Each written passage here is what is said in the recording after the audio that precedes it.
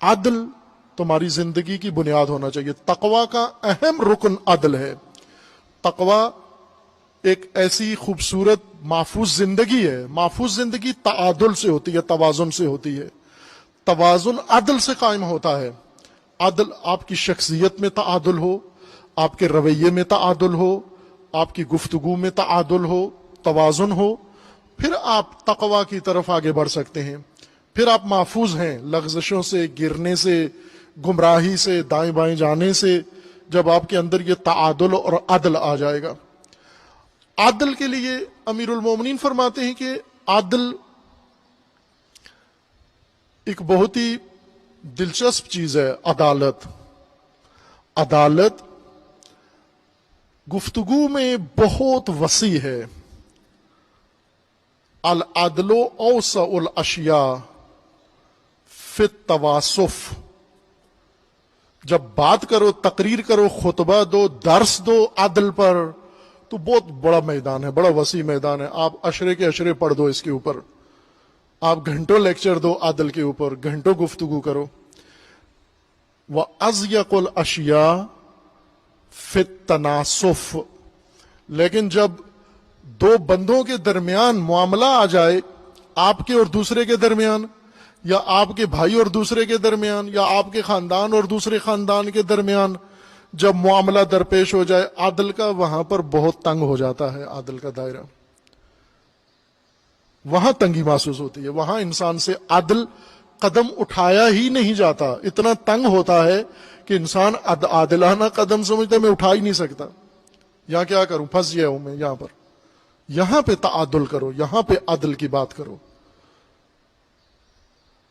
اور اسی حدیث میں امیر المومنین علیہ السلام کا فرمانا ہے کہ عدل ایک ایسی چیز ہے کہ جس کے حق میں جاری ہوتا ہے اس کے خلاف بھی جاری ہوتا ہے. آج اس کے حق میں ہے یجری لہو, جب اس کے حق میں, اس کی فیور میں گیا ہے, تو ایک دن ایسا بھی آئے گا کہ یہی عدل اس کے خلاف بھی ہوگا. یعنی عدل یہ ہے کہ آج تمہارے بارے میں یا تمہارے موقف نہ سنا جائے, تمہاری رائے نہ سنی جائے. عدل کا تقاضا یہ کہ آج تم باطل پر ہو, آج ناحق کر رہے ہو. کل حق کر رہے تھے, فلاں موضوع میں حق تھے, اس موضوع میں ناحق ہو تم.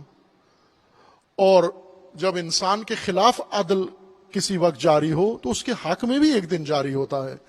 عدل کے دو دھارے ہیں, دو تلوار ہے جس کی دو دھاریں ہیں دونوں طرف, کہ ایک طرف سے دوسرے کے اوپر چلتی ہے, ایک طرف سے انسان کے اپنے اوپر بھی چلتی ہے. اور جب عدل ہمارے اوپر چلے تو پھر گھبرانا نہیں چاہیے. اور امیر المومنین فرماتے ہیں کہ ایک ذات ایسی ہے کہ جس کے اوپر, جس کے حق میں عدل چلتا ہے اور اس کے خلاف کبھی بھی عدل استعمال نہیں ہوتا, وہ اللہ کی ذات ہے. اللہ کی ذات کے علاوہ ہر ایک یہ توقع رکھے کہ ایک دن عدل اس کے حق میں ہوگا اور ایک دن عدل اس کے خلاف ہوگا. یعنی جہاں یہ خطا پر ہوگا عدل اس کے خلاف ہوگا, جہاں یہ ٹھیک ہوگا عدل اس کے حق میں فیصلہ کرے گا.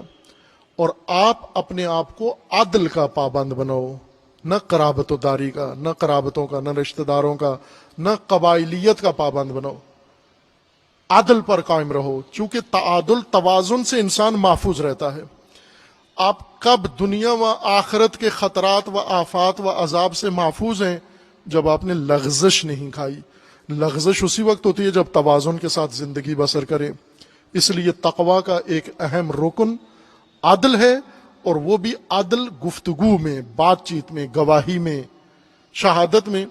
آئے روز آپ کے گھروں میں روزانہ گھروں کے اندر جھگڑے ہوتے ہیں. ساس بہو کا جھگڑا ہے, میاں بیوی کا جھگڑا ہے, بھائی بہن کا جھگڑا ہے. یہ گھریلو جھگڑے ہر گھر کی رونق ہیں. یہ جیسے جمہوریت کی رونق کرپشن ہے, اسی طرح خاندانوں کی رونق ان جھگڑوں سے ہے. خوب یہ جھگڑے ہر روز ہوتے ہیں. اب ان جھگڑوں کے اندر ایک رویہ ہے منافقت کا, کہ حق کو حق نہ کہیں, باطل کو باطل نہ کہیں, دونوں طرف ڈپلومیسی کریں. یہ منافقت ہے. لیکن جہاں حق کہیں, چونکہ شخصیت, ظرفیت اعلیٰ رکھیں کہ اگر حق کی بات کوئی کر رہا ہے تو ہمیں بری نہ لگے. الحق مرن العدل مرن. عدل اور حق کی علامت یہ کہ کڑوا ہوگا. چکھ کے لیا کریں. منڈی میں جب جاتے ہیں نا کچھ چیزیں, آپ تربوز لیتے ہیں, بعض کہتے ہیں کاٹ کے کھاؤ. خوب تربوز کاٹے, میٹھا ہو تو لو, انار میٹھا ہو تو لو, سیب کیلا میٹھا ہو تو لو, لیکن حق جب بھی خریدنا تو چکھ لو. کڑوا ہے تو حق ہے, اگر کڑوا نہیں ہے تو حق نہیں ہے. عدل ہمیشہ کڑوا ہے. الحق مر والعدل مر.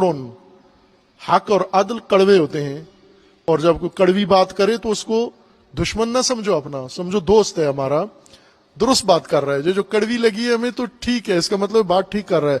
چاپلوس میٹھی بات کرتا ہے, خوش آمد گو میٹھی بات کرتا ہے, وہ کڑوی بات نہیں کرتا, ڈرتا ہے, چھپاتا ہے, اندر اس کے کچھ ہے, باہر کچھ اور کرتا ہے. بس عدل تقوی کا ایک اہم رکن قرآن کریم نے عدل کو, اور خصوصاً عدل در کلام و قول, یعنی عدل در سخن, عدل در گفتار, بات چیت کے اندر انسان عدل اپنا مراد کرے تاکہ تقوی کا مقام اسے نصیب ہو جائے. انشاءاللہ اللہ تعالی ہم سب کو اور تمام مسلمین کو خداوند تبارک و تعالی توفیق تقوی عطا فرمائے, اور پروردگار ہمیں تمام احوال میں اور سخن میں, گفتار میں خداوند تبارک و تعالی عدل کی توفیق عنایت فرمائے انشاءاللہ.